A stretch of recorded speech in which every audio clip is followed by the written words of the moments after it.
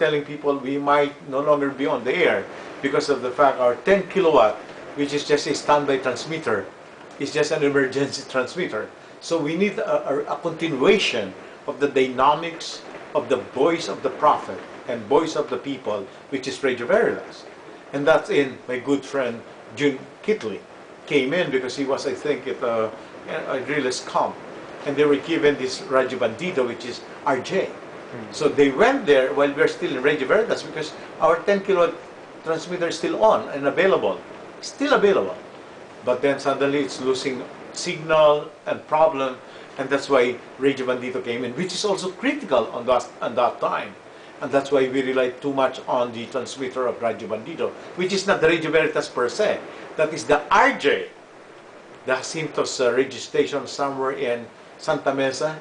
I believe I've been away from our country, but in Santa Mesa. So they broadcast there, and they did a heroic act also continuing the voice of Veritas that time.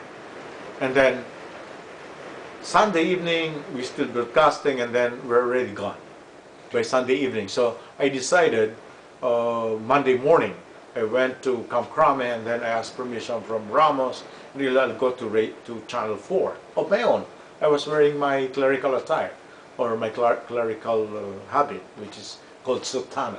So I was wearing my soutane, and then I went there, and I thought, and there was a gun battle in the change of, because who was with you during that time when you went to Channel 4? I went there and I saw Colonel Mariano Santiago, and did he lead the assault of Channel 4? But I was with him, right, side by side, talking to soldiers. Let us give a chance now to Radio Veritas to broadcast a Channel 4, and Marcos is gone. They thought, and we thought Marcos is gone. Was he gone then?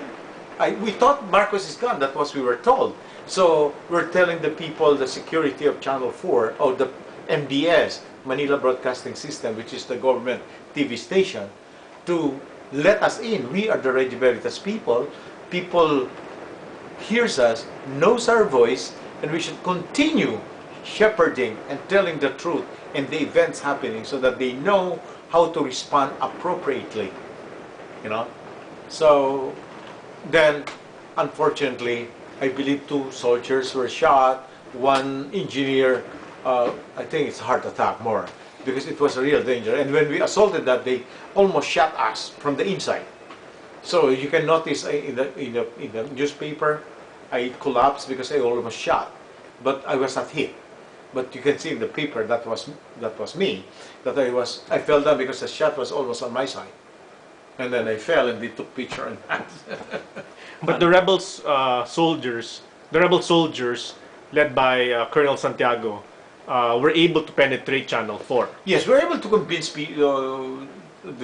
They're done because they saw the reinforcement. Actually, it's not only Colonel Santiago. Maybe a lot of people. I don't know what's happened. I don't know. This is my own initiative when I went there. It's my own. I'm not bringing the Roman Catholic Church. I'm bringing myself as a priest, as a citizen, as a Filipino. I went there, but maybe fortunately, a lot of people were thinking about that, to make that government TV station owned by Marcos, thinking Marcos is gone, to be the Radio Veritas, to be the Veritas. As a matter of fact, I believe I did say, ito ang television ng bayan. Kaya it becomes a people's television. It becomes, I think I got that terminology. And then Colonel Santiago said, be the leader of the broadcast because people know you. That's why in the first telecast, I was the one in the anchor. You can see all of this. This is the second shot. We have Frankie Batacan here, Orly Ponsalan, our station manager of Radio Veritas that time, or program manager, Manon Tiberos, who joined us. I don't know where she came from, but she was there, and she joined us. And the first broadcast away from Marcos, having a free press, free media, the free station, the government station becomes the station for the people. And this is myself.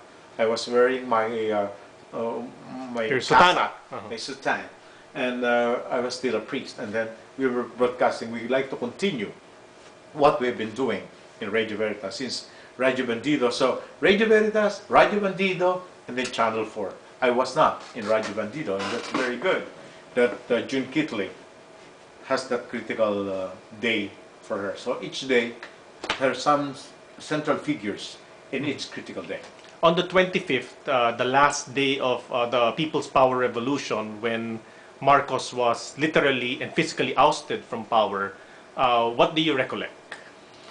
I remember that evening, I even prayed. I was in the newspaper because I believe, and they announced that Marcos is gone. I said, this is a victory of the people. But the magnanimity, the humility of that, we should not become, I'm afraid the oppressed will become oppressor.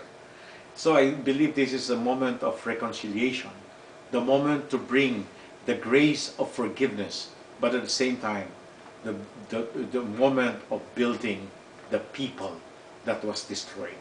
So I'm trying to see that, okay, don't judge those